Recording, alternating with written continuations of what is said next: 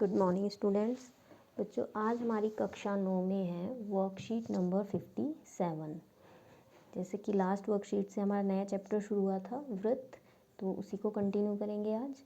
तो हमने last worksheet में वृत्त से संबंधित कुछ पदों को पढ़ा था, उनको आप फिर से एक बार रिवाइज कर लोगे।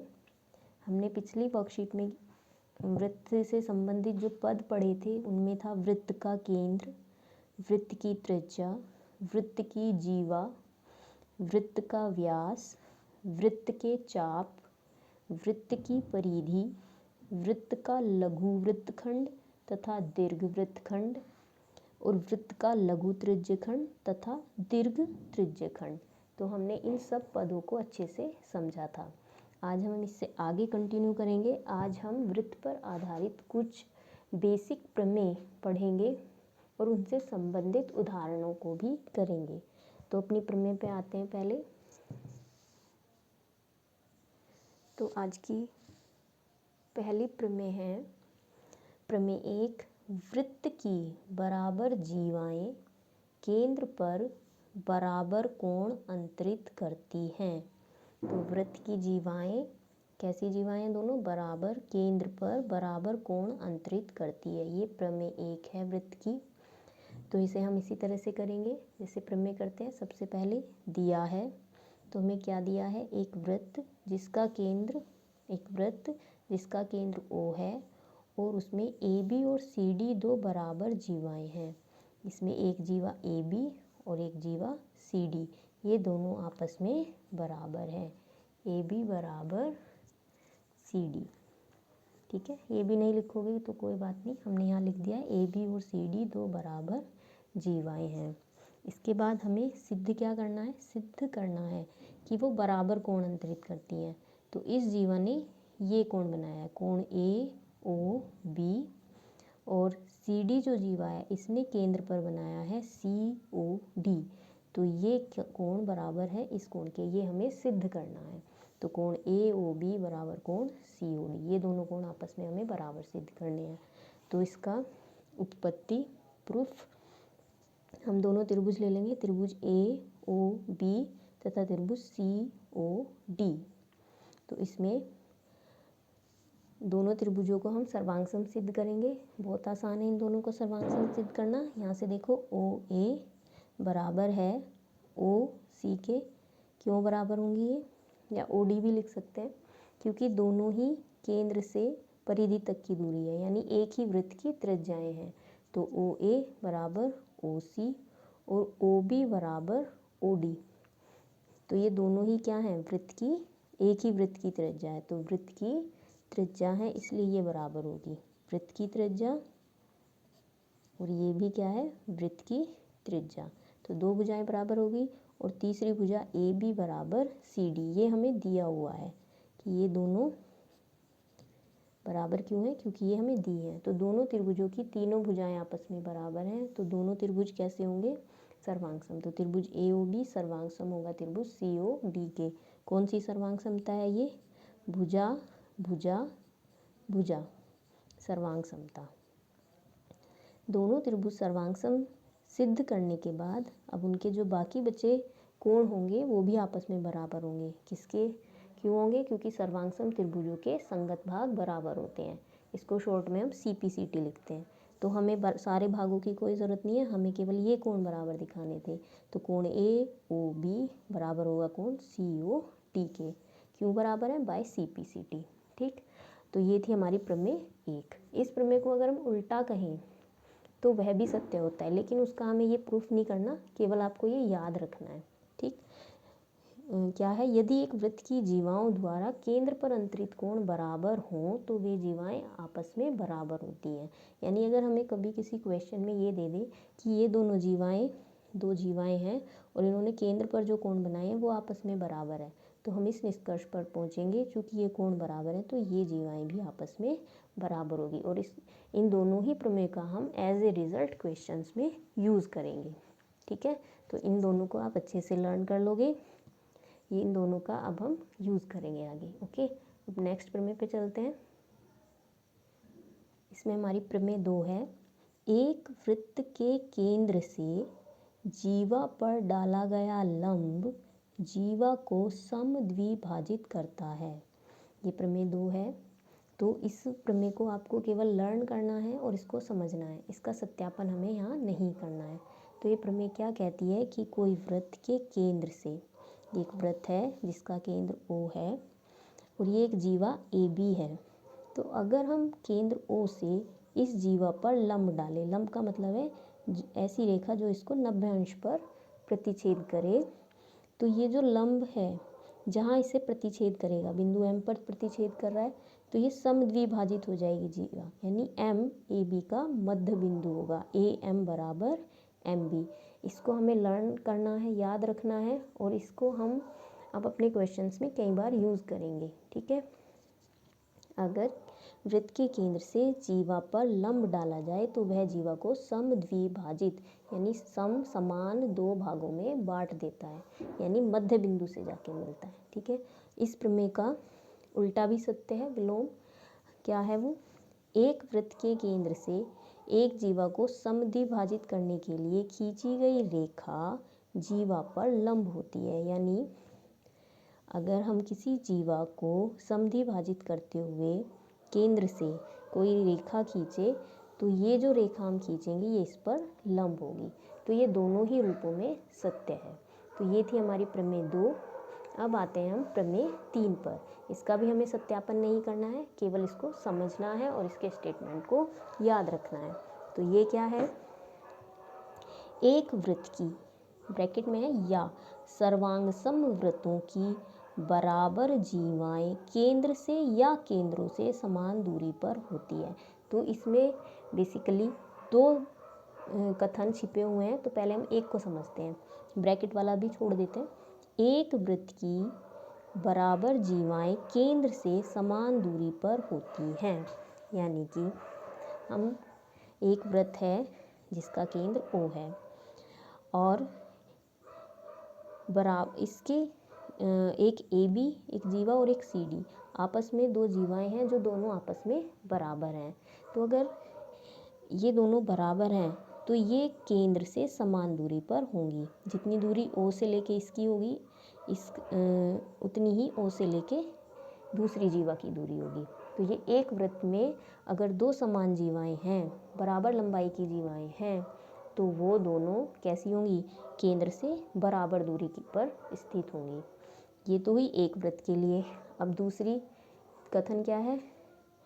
सर्वांग समवृत्तों की बराबर जीवाएं केंद्रों से समान दूरी पर होती हैं। तो सर्वांग समवृत्त पहले समझ लो। सर्वांग समवृत्त कौन सा होता है? कौन से होते हैं? ऐसे 2 या 2 से अधिक वृत्त जिनकी त्रिज्याएं आपस में बराबर हो, सर्वांग समवृत्त होते हैं। तो ये 2 वृत्त हैं सर्वांग सम, जिनकी त्रिज्याएं बराबर हैं। तो एक का केंद्र O है और एक का केंद्र O डैश हमने ले लिया है। तो इसमें इसकी जीवा AB है और दूसरे वृत्त की जीवा CD है, दोनों आपस में बराबर हैं। तो इसका मतलब केंद्र की इस जीवा से दूरी यानी OM बराबर होगी इसके केंद्र से इस जीवा की दूरी यानी O डैश N के। ठीक है, तो 2 सर्वांग समवृत्तों पर भी ये बात बिल्कुल सत्य है और एक वृत्त के लिए भी ये बात सत्य है। तो इनका स्टेटमेंट हमें दोनों का याद रखना है। इसको हम अपने आने वाले क्वेश्चंस में बार बार अप्लाई करेंगे। तो ये थी हमारी आज की वर्कशीट में जो 3 प्रमेय दी हुई है। अब आते हैं हम क्वेश्चंस पे। तो आज की वर्कशीट का पहला एग्जाम्पल है, पहला उदाहरण, यदि एक वृत्त की 2 प्रतिच्छेदी जीवाएं यानी 2 जीवाएं और दोनों एक दूसरे को काट रही हैं, प्रतिच्छेद बिंदु जहाँ काट रही हो उस बिंदु से जाने वाले व्यास से समान कोण बनाए तो सिद्ध कीजिए कि वे जीवाएं आपस में बराबर होती हैं। ये हमें सिद्ध करना है। तो सबसे पहले इस जो ये हमें उदाहरण दिया है इसको फिगर के द्वारा हम समझ लेते हैं। इसमें 2 जीवाएं हैं, प्रतिच्छेदी जीवाएं।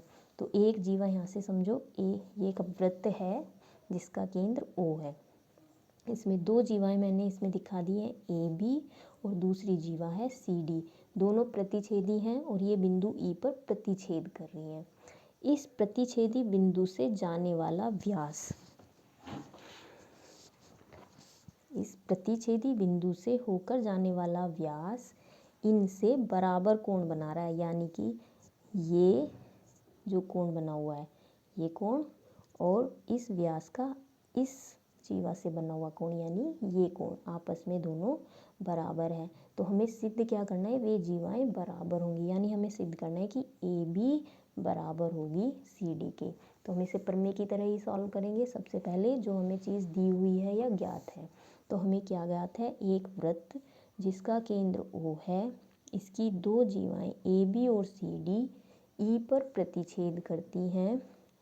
ई से जाने वाला व्यास पी क्यू, ये पी क्यू है, ऐसा है कि कोण ए ई क्यू यानी ये कोण बराबर है डी ई क्यू के, डी ई क्यू के, इस कोण के। और ये दोनों कोण आपस में बराबर हैं। या हम ये भी लिख सकते हैं, मैंने इसको एक और दो लिख दिया है, कोण एक नाम दे दिया और इसको कोण दो नाम दे दिया है। तो मैं ये भी लिख सकती हूँ कोण एक बराबर कोण दो। ठीक, अब हमें सिद्ध क्या करना है, हमें सिद्ध करना है कि ए बी बराबर सी डी के है। तो ए बी बराबर सी डी। अब इस प्रश्न को सिद्ध करने के लिए हमें इसमें रचना करनी पड़ेगी। तो मैंने क्या रचना की है, ये जो केंद्र O है, O से ए बी पर एक लंब डाल दिया OL, और O से केंद्र से, वृत्त के केंद्र से इस पर भी एक लंब डाल दिया, ठीक, दूसरी जीवा पर। तो केंद्र से ए बी तथा सी डी पर लंब OL तथा OM डाला। तो ये रचना हो गई, ठीक है। अब इसको सिद्ध करने के लिए ए बी बराबर सी डी सिद्ध करने के लिए हमने जो प्रमेय पढ़ी है, अब उनका यूज़ करेंगे। अभी मैंने एक प्रमेय बताई कि केंद्र से जीवा पर डाला गया लंब, केंद्र से जीवा पर डाला गया लंब उसको समद्विभाजित करता है, अभी बताया था, ठीक है। तो अब हम इन सब जो प्रमेय अभी तक पढ़ी हैं उनकी हेल्प से हम इसे सॉल्व कर लेते हैं, ठीक है। तो सबसे पहले मैं ये दोनों त्रिभुज लूँगी, जो छोटे त्रिभुज आपको दिखाई दे रहे हैं ओ एल ई और ओ एम ई, ठीक है। तो पहले ओ एल ई, इसमें हमें पता है कि ये लंब डाला है तो ये भी 90 अंश का है, ये भी 90 अंश का है। त्रिभुज के तीनों कोणों का योगफल कितना होता है, 180। इसी तरह से इस त्रिभुज के भी तीनों कोणों का योगफल कितना होगा, 180। तो इसमें हम क्या करेंगे, इस त्रिभुज को लेते हैं और इसके तीनों कोणों का योगफल लिख लेते हैं। तो त्रिभुज ओ एल ई में कोण ओ एल ई प्लस कोण एल ई ओ प्लस ई ओ एल, तीनों का योगफल कितना होगा, 180। अब इसमें ओ एल ई, इसमें फिगर दूसरे पेज पे हो गई है, आई थिंक इसमें नहीं आ रहा है,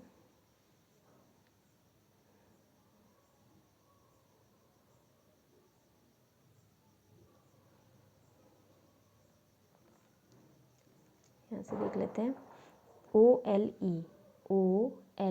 ई प्लस कोण एल ई ओ प्लस कोण ई ओ एल, इन तीनों का योगफल कितना होगा, 180। इसमें से एक कोण हमारा 90 अंश है, कोण ओ एल ई ये 90 अंश है, इसको कोण एक लिख देते हैं। तो ये आ जाएगा हमारा